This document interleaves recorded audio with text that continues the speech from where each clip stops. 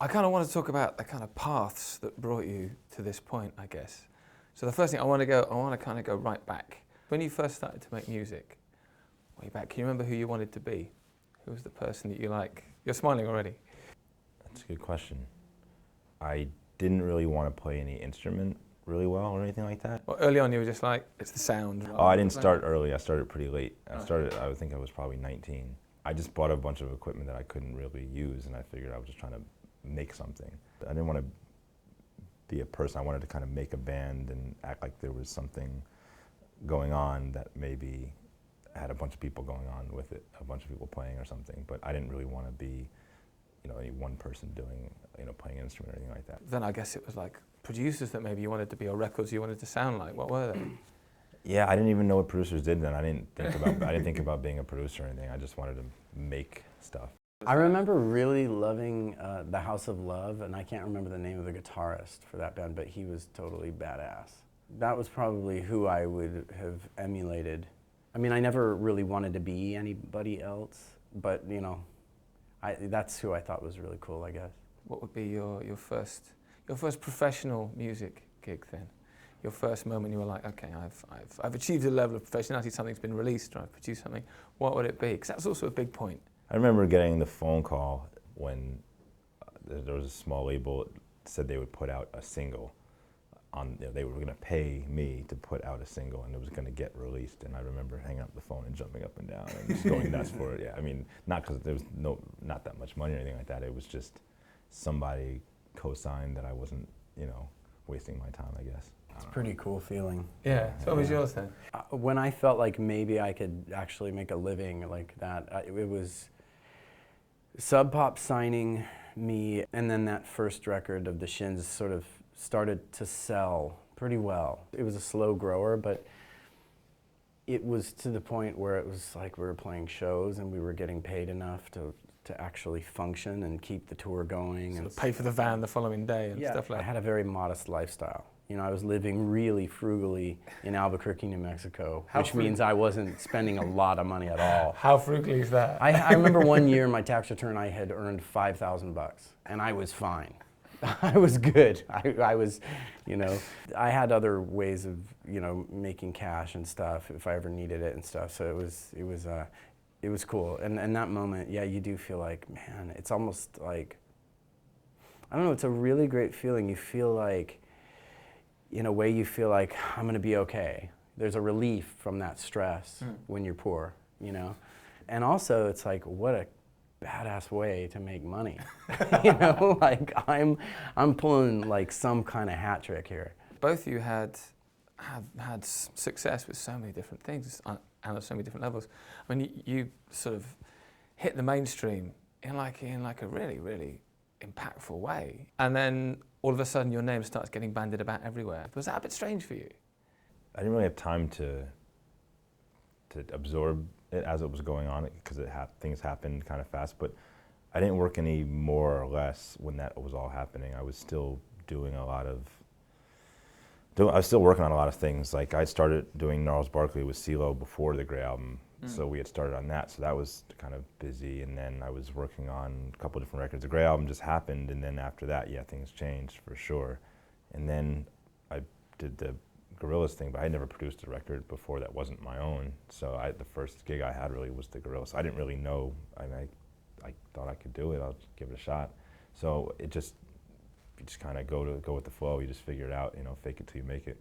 There wasn't like a big strategy, one of those big like maps you have where you plan out. No, it's just something comes along. You go, oh, this is something I would do or something I wouldn't do, and you just kind of each day you just kind of do that. It's still the same way now.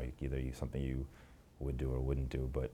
Yeah, I never really mapped out or thought this is the way everything's going to go. You just kind of figure it out. Yeah. I'm still trying to figure it out.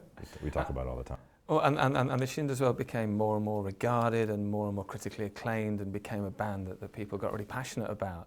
Same thing, I mean, it must be very satisfying because you're connecting with people, as you say, just from going like, okay, we can pay for van money, to like all of a sudden we go to records and we start to get some freedom to make the kind of records we want, Yeah, it is funny though, because it happens while you're busy doing other things, and there's a lot of stress involved. I mean, for me, it was such a lifestyle change, and there's these things are required of you that you might not be prepared for. I mean, just, you know, as the shows get bigger, you get more nervous, you know. I mean, it's I guess like there's no rehearsal for there's a being more lot. successful. There's not, yeah.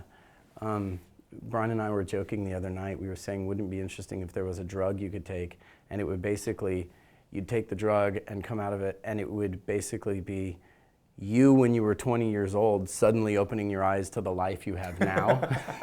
And like, you know, this is your house, you know, and you're successful and you have money, and like, it'd be pretty awesome for, I guess, for successful people. If you're addicted to methamphetamines, it's probably a downer. It's probably quite bad.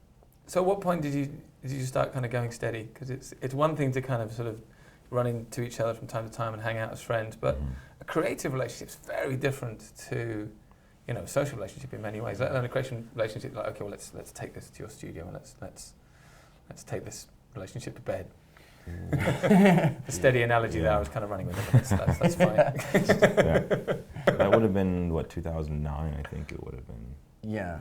Yeah, somewhere around there, around 2009 is when we started to actually...